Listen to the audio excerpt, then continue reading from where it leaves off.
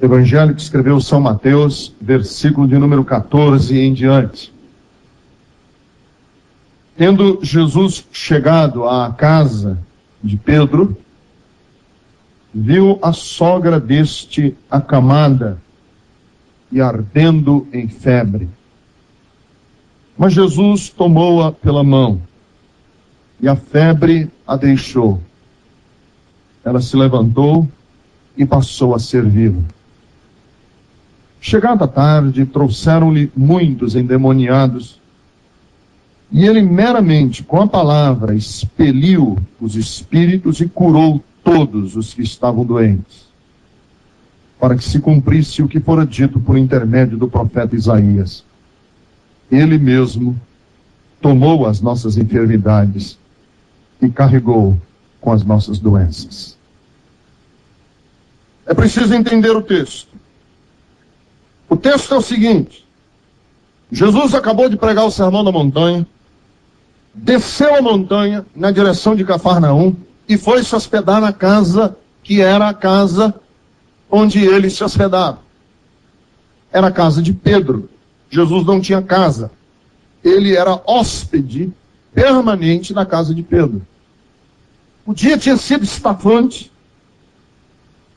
Já devia ser umas 3:30 para as 4 horas da tarde. Era um sábado. E ele vai entrando na casa de Pedro. Quando ele chega na casa de Pedro, a sua sogra está doente, febril, ardendo em febre. E Jesus, sem titubear, sem pestanejar, vai até onde a mulher está, toma a mulher pela mão, e no toque da mão de Jesus, na mão da mulher, da sogra de Pedro, que nós não sabemos qual era o seu nome, mas no toque da mão da sogra de Pedro, a mulher se revigora e fica curada. E ele a cura.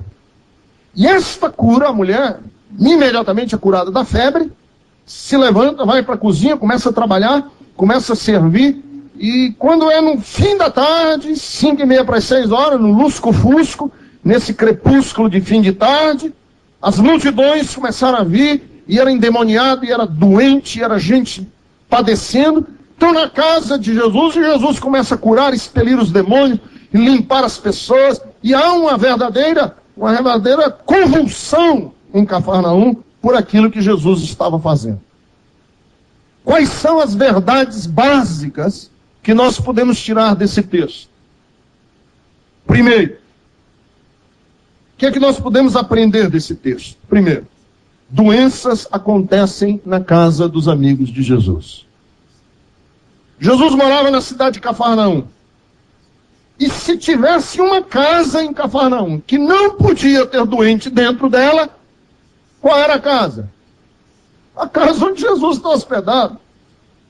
Quer dizer, qualquer casa de Cafarnaum podia ter doente, menos na casa onde Jesus se hospeda. É uma incoerência. Porque muitas vezes nós acreditamos erroneamente, e isto é propagado nos púlpitos das igrejas e nos altares das igrejas, com erro. Não é verdade, não está sendo límpida a pregação do evangelho dessas igrejas, que quem é de Jesus não tem doença. Quem conhece a Cristo não conhece problemas. Quem é evangélico ou quem já entregou a vida a Cristo não conhece sofrimento. Isto não é verdade. Por quê? Porque quem está doente em Cafarnaum é a mulher que hospeda Jesus. Quem está doente é exatamente a pessoa que vai servi-lo. Às vezes nós vamos para uma igreja evangélica que você diz assim: basta eu ir lá e eu estou imune. Não. Eu me recordo uma vez na Bethesda, lá de Fortaleza, eu era pastor lá. Um dia um missionário foi dar um testemunho. Um missionário que vivia inclusive aqui em São Paulo. Foi dar um testemunho que ele tinha um filho de 22 anos de idade, ou 23, eu não me lembro exatamente a idade do rapaz. O rapaz estava estudando para ser pastor, morava nos Estados Unidos, ia voltando para casa, à noite, houve uma geada, criou-se gelo na ponte, numa ponte, ficou coberta de gelo, e ele vinha com um carro em alta velocidade, 80, 90 km por hora, e aos 90 km por hora, quando o carro acertou o gelo, o carro rodopiou em cima da ponte, caiu lá embaixo, ele quebrou a cabeça, quebrou a base do crânio e morreu instantaneamente. E ele contando a dor dele como pai, ter que enterrar o filho, foi daqui para os Estados Unidos para ver o corpo, identificar o corpo, e toda aquela coisa horrível que deve ser. Eu ainda não passei por essa dor, mas essa coisa horrível que deve ser um pai enterrar um filho de 22, 23 anos de idade. Foi num culto pela manhã, um culto de Santa Ceia, que nós tivemos a Bethesda, mas não tinha um olho enxuto, todo mundo chorando, todo mundo quebrantado com ele, todo mundo enlutado. Isso tinha acontecido há uns 15 dias atrás, ele estava com o coração ainda cheio de lágrimas, de dor. Quando foi à noite, ele foi para o culto, e uma irmã, quando estava assim, uma irmã aproximou-se e disse: pastor, eu tenho um testemunho, uma coisa maravilhosa aconteceu, eu preciso falar hoje à noite na igreja. Subiu no púlpito, e aí ela disse: olha, meu filho vinha vindo para casa ontem à noite. Aí o meu coração gelou.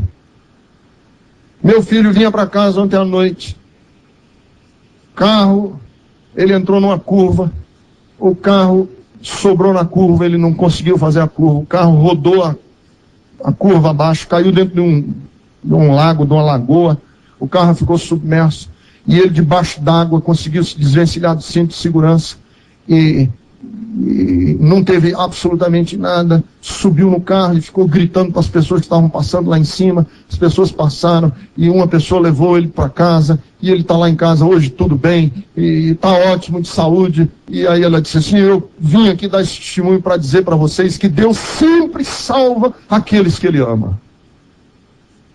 Oh, todo mundo, eu fiquei sem palavras, todo mundo ficou sem palavras. Se Deus sempre salva os que ama, aquele pobre pai que estava sentado no culto, assistindo, pensou: será que ele não amava meu filho? Por isso deixou morrer. Então deixa eu falar para vocês, queridos, que nós vivemos num mundo caído. Todos estamos sujeitos. Todos estamos passíveis de adoecer.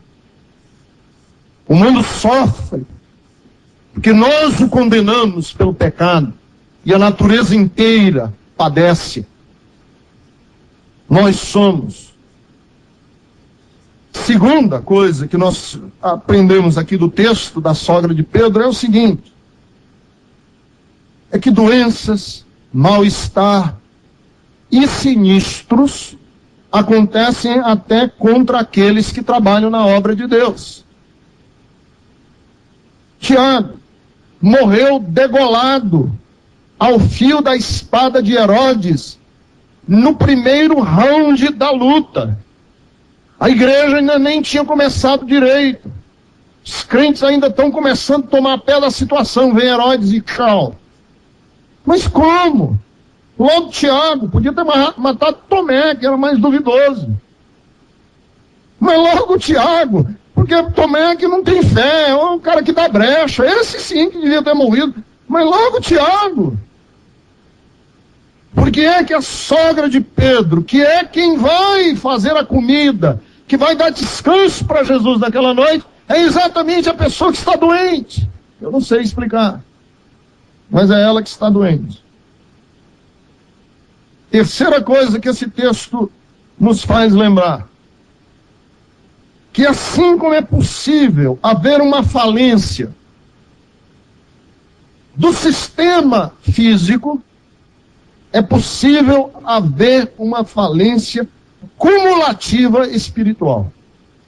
Porque o texto diz que a sogra de Pedro está doente, mas o texto diz que chegada a tarde havia pessoas endemoniadas. Quer dizer, o texto fala de uma doença, degeneração do ser humano, que é a doença física, é uma degeneração nossa, seres humanos, mas a Bíblia fala também que além da degeneração física, existe uma degeneração e uma falência cumulativa no âmbito espiritual. Porque o texto nos apresenta pela primeira vez, aqui no Evangelho de Mateus, pessoas que estão endemoniadas. O que quer dizer isso? Quer dizer que os demônios, que são seres degenerados e que trabalham pela degradação do ser humano, estão conseguindo degenerar pessoas. Agora vamos para a parte da cura, que o texto propriamente nos ensina a aprender. Primeira coisa que nós aprendemos nesse texto, não diagnóstico, mas parte prática para a nossa vida, é o seguinte: é que quem vê a necessidade do ser humano é Deus. Vejam que o texto diz que ele entrou na casa de Pedro e ele viu. O texto diz que ele viu a necessidade. Não foi Pedro que foi pedir a ele. Não foi Pedro que foi lá a ele dizer: ah, Senhor, minha sogra está doente, ajuda. Eu acho que nem Pedro faria isso nunca. Ele viu a necessidade. Ele percebeu que ela ardia em febre. O que é que a Bíblia nos traduz como verdade espiritual? É que, na verdade, o Deus que nós servimos é um Deus que vê, que enxerga, que toma conhecimento de tudo, de todas as dimensões, tanto da alegria como do sofrer humano. Nós temos um Deus que se move com a nossa necessidade. Jesus entra na casa de Pedro e ele percebe que alguém ali está precisando. E a verdade espiritual que eu quero traduzir para vocês é a seguinte: é que, muito embora nós tenhamos condenado o nosso mundo a sofrimento e a angústia, Deus que nós servimos é tocado pela nossa angústia e pelo nosso sofrimento. Ele vê, ele participa. Por muito tempo houve uma corrente teológica, aliás, duas correntes de teólogos. Uns diziam o seguinte: que se Deus sentir alguma coisa, ele não é Deus. Que Deus não sente nada. Deus só é Deus porque não sente, porque não se emociona. E havia outros teólogos que diziam assim: Deus sente, percebe, mas Deus está tão longe que ele não se envolve. Essa corrente de teólogos chamava-se de deísmo. Eles diziam o seguinte: que Deus criou o universo igual como um relojoeiro faz um relógio. O relojoeiro faz o relógio, dá corda e deixa ele funcionando. Então Deus criou o universo, deu corda, e o universo está aí funcionando por conta própria. Deus está fora. Deus deu as costas. Deus viu tanto sofrimento na terra que Deus deu as costas e diz assim: ah, vocês fizeram o que vocês fizeram da vida de vocês, se virem agora. Não. Vejam que ele entra na casa de Pedro e a febre daquela mulher os sensibiliza. Uma das verdades mais bonitas que a Bíblia nos traz a respeito de Deus é que Deus se envolve com a nossa sorte. Vocês se lembram de textos do Antigo Testamento que, quando Israel estava sofrendo, a Bíblia dizia assim: e Deus ouviu o clamor de Israel. E eu quero dizer para você que que chorou já de madrugada e ninguém viu o seu choro, ou você, mulher, que trancou-se no banheiro de casa para chorar, para ninguém ver as suas lágrimas, ou você, homem, que no seu trabalho, às vezes você, angustiado, teve que ir para dentro do banheiro do próprio escritório, e você lá foi derramar a sua alma, e você não queria que ninguém soubesse, ou você já pegou o carro, e você saiu querendo dar um fim à sua vida, sem saber o que fazer do próximo passo. Eu quero lhe dizer que a sua angústia e a sua dor não passou desapercebida de Deus. Deus viu, e não apenas viu, ele se moveu de íntima compaixão com a sua dor e com o seu sofrimento. Segunda coisa, é que Deus faz alguma coisa para nos auxiliar. Jesus não só se move com a febre da mulher, Jesus vai na direção daquela mulher e faz um milagre. Ela é curada. E aqui está um ponto que é tão sutil que eu não sei se eu vou conseguir me fazer entender. Embora Deus não esteja sempre alterando as realidades, Deus está sempre no pano de fundo das nossas realidades. Deixa eu explicar. Deus não está constantemente mudando as realidades. Por exemplo, um desses dias de um grupo de crentes numa van, a van caiu e todo mundo morreu. Não quer dizer, quando eu digo assim, Deus intervém, eu não estou querendo dizer que Deus sempre intervirá. O crente vai dentro de um avião, o avião explode, ele fica no ar. Opa, sou eu, salvei. Não, vai junto, morre junto. Não quero dizer que a van lá, a caminhoneta virou e Deus segurou e mudou de volta. Não é assim o milagre de Deus. O que eu quero dizer é que se Deus não intervém sempre, Ele sempre está no pano de fundo de todas as ações. Ele está sempre nos bastidores invisíveis de todas as ações. E quando nós temos a nossa confiança firmada nele, mesmo que o carro se espatife lá embaixo, esse pano de fundo, esse background, esse bastidor do evento que ninguém está sabendo, Deus sempre está no controle dele. Sempre. Porque a essência do milagre é ele ser raro. Vez por outra o carro vira e se espatifa lá embaixo. Mas também não é sempre. O que é sempre é que se o carro, ao virar, desvira e ninguém morre, por detrás, nos bastidores, há um plano e um desígnio eterno. Se o carro virar e se espatifar lá embaixo, por detrás e nos bastidores, há um desígnio eterno. Porque se eu disser, Deus sempre cura os doentes, os hospitais tinham que estar todos eles vazios. Deus não está todo instante curando todo mundo. Porque senão ninguém morria.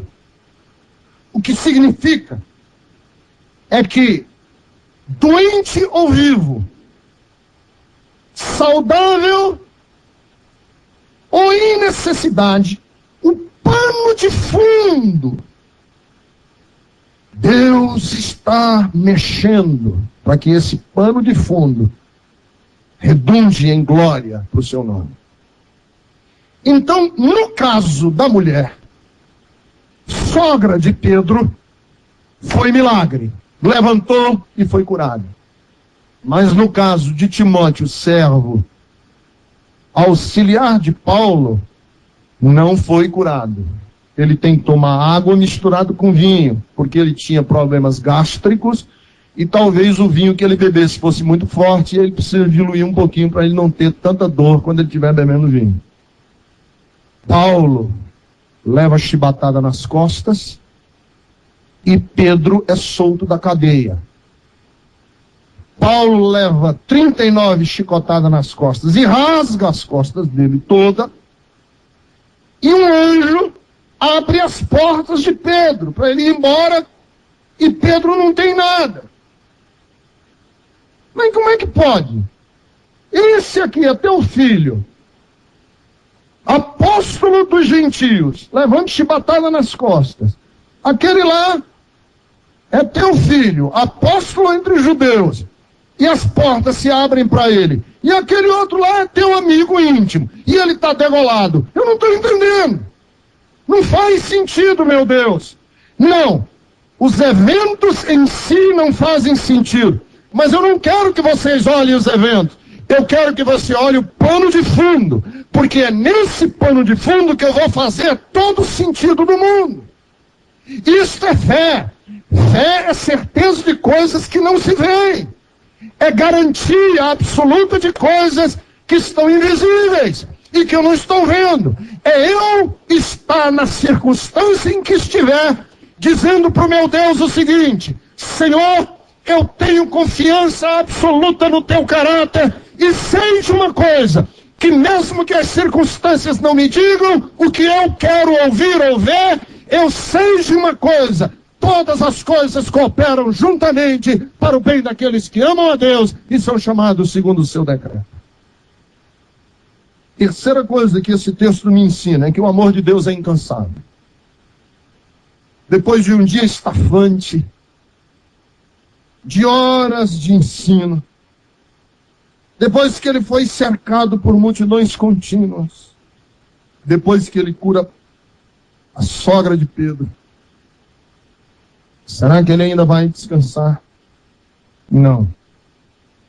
Será que ele vai se fechar no seu próprio círculo e conveniência? Não. Vêm as multidões para ele. E assim, olha que coisa mais linda é o Evangelho. Assim como ele vai dar sentido a uma mulher que é sogra de Pedro e que pode ter algum cacife por ser sogra de um dos apóstolos, ele tem o mesmo tempo, a mesma dedicação e o mesmo cuidado para uma multidão de anônimos, endemoniados e doentes que estão precisando que a sua vida também faça sentido. Que vão à porta da casa dele e ele os cura todos. O que ele cura todos? Não é que ele curou todos, acabando com todas as doenças de todas as pessoas, porque essas pessoas acabaram morrendo. Não é isso.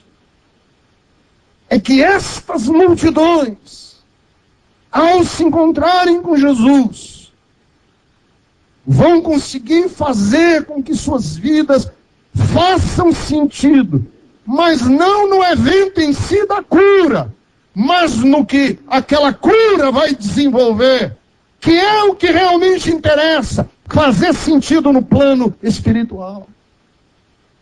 Depois de um dia estafante, ele vai dar às multidões sentido à vida. E ele dá sentido a cada pessoa. Então eu quero falar para você hoje aqui, você que carrega um defeito físico, genético. Defeito físico, genético, você tem uma mancha no rosto, você tem uma atrofia, você tem um problema, aí você diz: mas cadê meu Deus que não me cura? Por que eu nunca fui curado? Talvez você tenha um filho em casa com síndrome de Down, e você diz: por que lá em casa nunca aconteceu isso? Você que enterrou um ente querido prematuramente, e saiu do cemitério, perguntando-se e dizendo: por que Deus não interveio? Não, ele não interveio na circunstância, mas creia, ele está sim intervendo no pano de fundo, no background, no bastidor, no que acontece a nível de invisibilidade. Ali ele está operando, ali ele está fazendo com que a sua vida faça sentido. Há uma razão, há um desígnio. Mas a quarta coisa e última que eu queria falar para vocês sobre a cura da sogra de Pedro é que quando Cristo cura, ele sempre cura com radicalidade. É sempre radical. Vejam, ela estava com febre. Febre não é doença. Febre é consequência de uma doença. A febre pode desaparecer, mas sempre a febre deixa sequelas. Eu acho que todo mundo já teve, sabe qual é o sentimento depois que a febre vai embora. A febre vai embora e nos deixa fracos, enfraquecidos. Nosso físico se sente débil. Nós nos sentimos sem ânimo para nada. Mas o texto não diz isso dela. Não diz que ela ficou se recuperando por mais algumas horas. O que o texto diz é que esta mulher, uma vez tocada por Cristo, foi imediatamente curada e não ficou com nenhuma sequela. Ela imediatamente se levantou e foi servi-lo. Mas e aí? É só isso o evangelho? Então não precisa nem orar. Toma aí Novalgina. Se for alérgico, toma um Tilenol e a febre baixa. E aí acabou. Não é a febre em si, é a radicalidade da cura. Que esta mulher, sendo curada da sua febre, o texto diz que ela imediatamente levantou-se e foi servi-lo. Ela está no background, no pano de fundo, na constituição dela de mulher, com uma nova energia, com um novo fogo, com um novo pique, com um novo elan. Ela é uma nova pessoa. Vejam que o cerne do evangelho não é eu estar orando para você ser curado de febre.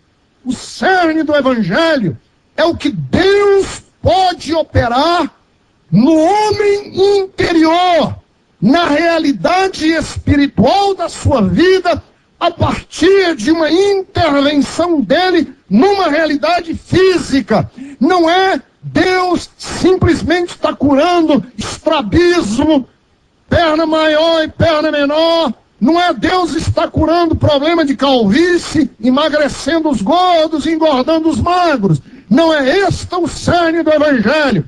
O cerne do evangelho é o que Deus vai operar na sua vida, no instante em que ele intervém ou deixa de intervir nas realidades físicas das quais nós estamos passando. E esta é a grande mensagem do evangelho, é que Deus quer sim curar uma febre que não é física, curar uma doença que não é material, é algo que faz parte da dimensão espiritual e que nos lança, que nos joga para uma nova realidade de vida, uma realidade que modifica com os nossos valores interiores, com a nossa natureza e nos transforma em homens e mulheres que são dignos de olharem para esse Deus Santo e de chamarem a Ele de Pai. Na casa onde há febre, existe uma paz que ninguém consegue discernir, e o toque da mão dele faz com que a febre perca a sua força. Na casa mais pobre, na delegacia mais suja, se ele estiver presente, o que conta são os bastidores, não é o evento em si, são os bastidores. Ali há paz, ali há vida. Os ateus dizem não haver Deus, então cada um se vire. Os agnósticos dizem que não sabe se Deus existe ou deixou de existir, então se você não sabe, se vire. Os panteístas, politeístas, dizem que tudo é Deus, e se tudo é Deus, Deus também não está muito envolvido, a sorte é nossa, se vira. Só existe um que conhece o pardal do campo, que veste a flor mais lindamente do que os reis mais nobres. Só existe um que me teceu no ventre da minha mãe e conhece a minha estrutura melhor do que eu mesmo. Só existe um que sabe o número de cabelos que carrego na minha cabeça. Só existe um que conhece o meu deitar e o meu levantar. Só existe um que conhece todas as palavras da minha boca. E antes de eu pronunciá-las, ele já as conhece todas. Só existe um que está envolvido nos andamentos e no desenrolar da minha vida.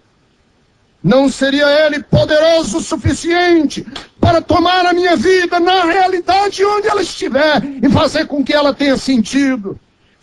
Quer ele lhe cure, quer ele deixe de lhe curar, quer ele tenha permitido que você enterre o seu ente querido prematuramente, quer ele tenha dado salvação ao seu filho quando o carro sobrou na curva, não interessa em qual circunstância, em todas elas eu posso dizer, o meu Deus é poderoso para guardar a minha vida, o meu tesouro, até o dia final.